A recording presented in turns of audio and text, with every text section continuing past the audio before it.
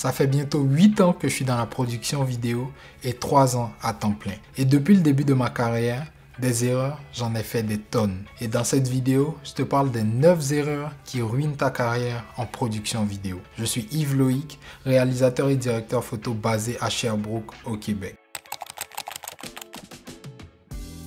La première erreur, c'est de te concentrer uniquement sur l'équipement. En fait, c'est l'erreur numéro 1 que tout le monde fait. Quand j'ai commencé la production vidéo, j'investissais énormément dans l'équipement. C'est un atout, mais malheureusement, je n'avais pas les compétences nécessaires pour utiliser cet équipement à son plein potentiel. À titre d'exemple, dans le temps, j'avais une Panasonic GH5 et je réalisais beaucoup de vidéoclips. Il y a un réalisateur en France qui s'appelle William Thomas qui avait également une Panasonic GH5 et qui réalisait des clips pour Niska, Dadju et j'en passe. Et je me demandais toujours pourquoi je n'arrivais pas à avoir la même qualité que lui alors qu'on avait le même équipement. Et malgré ça, je n'ai pas arrêté d'acheter de l'équipement. C'est fou en fait. L'équipement c'est important, mais sans les connaissances appropriées, ton équipement ne sert à rien. En plus, avec toutes les vidéos YouTube sur l'équipement, c'est facile de tomber dans ce piège en pensant qu'un nouvel équipement va rendre nos productions meilleures. Pour ma part, ce que je fais, dès que j'ai envie d'acheter un équipement, j'attends une période de 4 à 8 semaines durant laquelle je me questionne pour savoir si j'ai réellement besoin de l'équipement. Et si à la suite de cette période, je trouve que j'en ai vraiment besoin, je l'achète. Erreur numéro 2, ne pas se former. De 2017, lorsque j'ai commencé la production vidéo, jusqu'en 2021, je n'ai pas acheté de formation. Je me formais à partir de YouTube et je pensais que les formations étaient principalement des arnaques. Je pensais que je pouvais tout apprendre sur YouTube. Lorsqu'en 2021, j'ai acheté ma première formation, j'étais vraiment ébloui. En fait, si j'avais acheté une formation plus tôt, mon contenu vidéo aurait été à un autre niveau beaucoup plus tôt. Depuis lors, j'achète une formation par année, souvent même 2 ou 3. Je pense que je suis rendu à 2 pour cette année. C'est important d'investir dans l'équipement, mais l'idéal, c'est d'avoir une balance.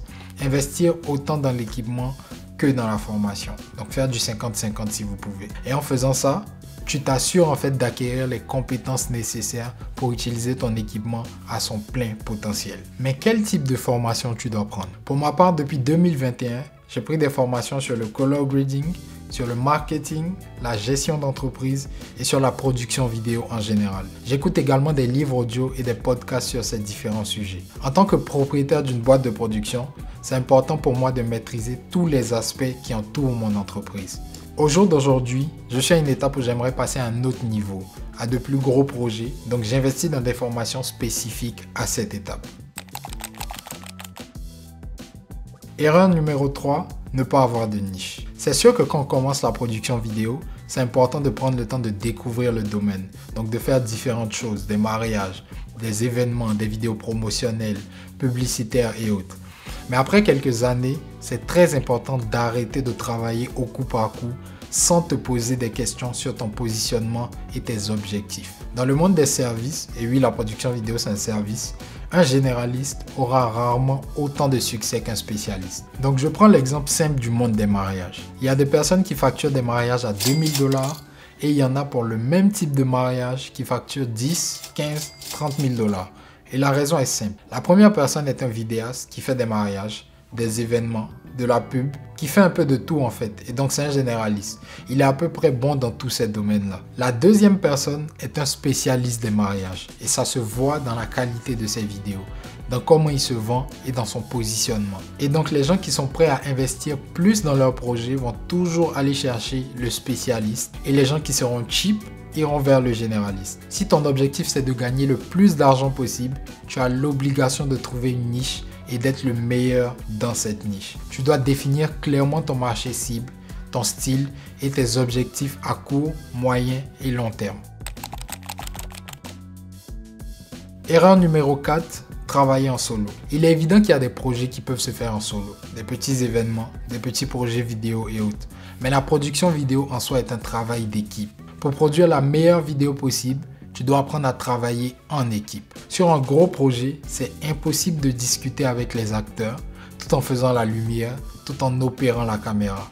Tu dois engager des personnes compétentes dans chaque domaine et te concentrer sur un domaine spécifique. Pour ma part, j'ai longtemps travaillé en solo, mais à l'instant où j'ai commencé à travailler en équipe, je n'ai plus fait demi-tour. L'une des réticences que les vidéastes ont, c'est qu'ils voient souvent les autres personnes dans le milieu comme des concurrents. Mais la réalité, c'est qu'il existe des concurrences saines. En collaborant avec les autres, tu pourras en fait apprendre de leurs expériences et ils pourront également apprendre de tes expériences. Et c'est la meilleure façon d'aller plus loin. J'ai d'ailleurs une vidéo sur la chaîne qui parle de comment réseauter, rencontrer et collaborer avec d'autres personnes dans la production vidéo.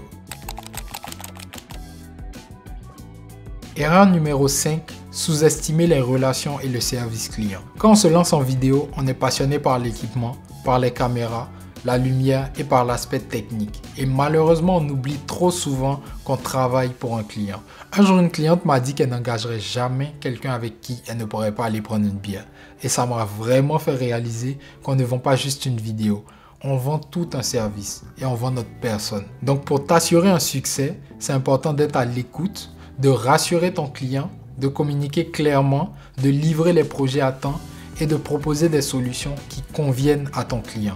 Pas juste de lui vendre une vidéo et de passer à autre chose. Le plus important, c'est pas juste la vidéo que vous allez vendre, c'est la relation que vous allez développer avec ce client-là. Et pour moi aujourd'hui, mes clients deviennent souvent des amis et c'est vraiment comme ça qu'on collabore sur le long terme. Donc ne te fais pas juste des clients, fais-toi des amis à qui tu rends des services avec le cœur. Erreur numéro 6, négliger ton image. Les clients ne tombent pas du ciel. Même quand quelqu'un te réfère à une autre personne, la première chose que cette personne va sûrement faire, c'est regarder ton site internet ou tes réseaux sociaux. Donc c'est très important de soigner ton image. Tu dois paraître professionnel. Et pour ma part, c'est la raison pour laquelle dès le début de ma carrière, j'ai créé un site internet et j'ai mis un nom sur ma compagnie. Même si je n'avais pas ouvert de compagnie à proprement parler. J'essayais d'avoir en fait l'air le plus professionnel possible. Et croyez-moi, ça a fait une énorme différence. Le professionnalisme, ça se ressent dans la manière dont tu communiques avec ton client. Pour ma part, je m'assure toujours d'avoir toutes les informations avant d'envoyer une soumission. Et dans la soumission, j'inclus toutes les informations relatives au projet, les livrables et les dates de remise. Je ne fais jamais de projet sans soumission et sans contrat signé. Et je n'envoie jamais de soumission rapidement tant que je n'ai pas toutes les informations. En fait, c'est important que la personne en face de toi n'ait pas l'impression que tu as fin de contrat. Parce que si tu as l'air d'avoir fin de contrat, ça veut dire que tu n'as pas de contrat. Et si tu n'as pas de contrat, ça veut dire que tu n'es sûrement pas bon. En fait, de l'œil de la personne en face de toi, évidemment. Donc, même si tu n'as pas de contrat, tu dois avoir l'air d'en avoir. Ensuite, c'est important d'être présent sur les réseaux sociaux. Il faut comprendre qu'on vit dans un monde où il y a énormément de réseaux sociaux et énormément de personnes différentes. Et si tu veux être sûr d'atteindre tous les types de personnes, tu dois évidemment être sur tous les types de réseaux. Donc, Facebook, Instagram, TikTok, LinkedIn, ce sont les 4 principaux, je pense. Pour ma part, je suis vraiment moins constant sur Facebook, mais j'y travaille. C'est vraiment important de publier ton travail et d'être présent, parce que tu ne sais jamais qui ira sur cette page pour regarder ton portfolio avant de t'écrire pour un contrat. Erreur numéro 7, ne pas te démarquer. On est à une époque où la production vidéo est très populaire. Des vidéastes, il y en a partout. Des gens qui se lancent dans la production vidéo, il y en a des milliers. En plus, c'est devenu facile d'avoir de belles images avec un téléphone. Et donc, pour réussir dans cette époque-là, c'est important de se démarquer. Et la première étape pour se démarquer, c'est vraiment pas de se comparer aux autres. C'est de faire mieux que ce que tu as fait hier. Tu dois arriver à chaque tournage en te disant que tu vas faire mieux que le projet précédent. Tu dois toujours donner le meilleur de toi-même et c'est en gardant cet état d'esprit que tu auras du succès. Pour ma part, j'essaie vraiment à chaque projet de faire mieux. Souvent, j'ai même l'impression de compliquer des choses qui peuvent être faites simplement. Mais je pense que ça m'a vraiment aidé dans ma carrière à évoluer. Parce qu'à chaque projet, j'arrive chez mes clients avec des idées folles et incroyables. Donc, abat le strict minimum et donne le meilleur de toi-même. Erreur numéro 8, ne pas travailler en fonction de tes objectifs. Je pense que ça, c'est vraiment l'une des pires choses à faire. Souvent, on sait où on veut aller et on connaît le chemin qu'on doit emprunter pour arriver à cette destination. Mais c'est juste plus facile de ne pas emprunter ce chemin-là. Et donc, on reste dans la facilité, on reste confortable et au final, on n'atteint jamais nos objectifs.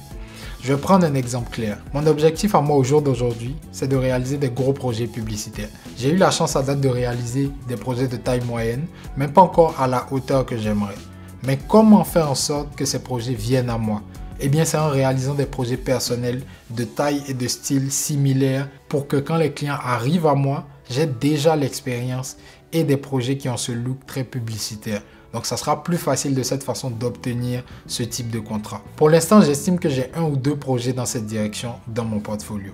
À part ça, c'est principalement des projets corporatifs. Donc, afin d'atteindre cet objectif, j'ai commencé il y a environ 2 ans à réaliser des projets personnels. J'ai réalisé un en 2023 et un en 2024. Le problème, c'est qu'un projet par année, c'est vraiment pas assez. Et l'autre problème, c'est que réaliser ce type de projet, ça demande énormément de temps et aussi beaucoup d'argent. Et donc, c'est beaucoup plus facile pour moi de rester confortable dans ma situation actuelle, dans laquelle en fait je fais rentrer de l'argent quand même avec des événements, des projets corporatifs, un peu publicitaires et j'en passe.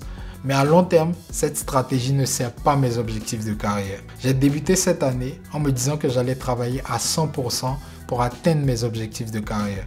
Je compte donc réaliser 4 ou 5 gros projets personnels de style publicitaire. Donc j'oublie la facilité et je travaille au quotidien sur des tâches qui servent mes objectifs à long terme. Je ne suis plus en mode automatique dans lequel je prends tous les projets qui viennent sans réfléchir si ça m'inspire ou si ça sert mes objectifs de carrière. Je suis plutôt en mode vision, objectif, action. Et c'est exactement ce que tu dois faire si tu veux atteindre tes objectifs de carrière le plus vite possible.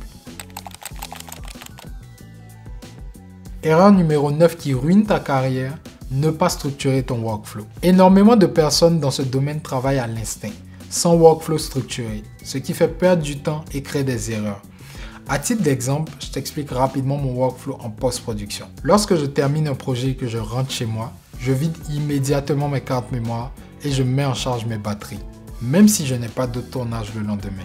Et donc, si j'ai un tournage imprévu qui rentre dans mon calendrier, je n'ai pas besoin de courir pour essayer de charger des batteries ou de vider mes cartes. Tout est prêt pour le prochain tournage. Lorsque je vide mes cartes, je mets mes fichiers vidéo sur des disques différents, donc 2 disques, et ça me permet d'avoir un backup au cas où il y a un problème. Pour ce qui est des fichiers de montage et donc la musique, les assets, le projet Premiere Pro ou DaVinci, je les mets dans un dossier qui est synchronisé avec un drive en ligne.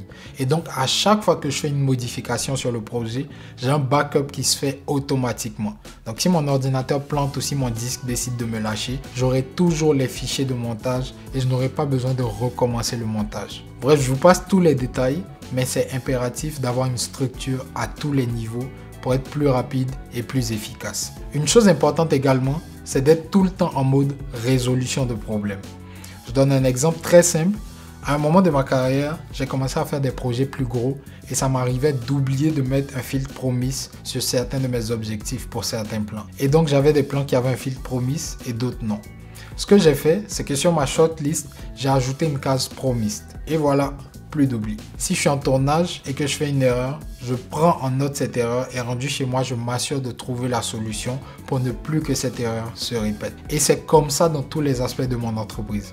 Optimisation à tous les niveaux, que ce soit dans les petites choses ou dans les grandes choses. J'espère que cette vidéo te permettra d'atteindre tes objectifs à court, moyen et long terme et d'avoir une carrière à succès dans la production vidéo. Ton destin est entre tes mains. Prends les bonnes décisions, fais des sacrifices, travaille au quotidien pour tes objectifs à long terme et on se retrouve dans quelques années au sommet.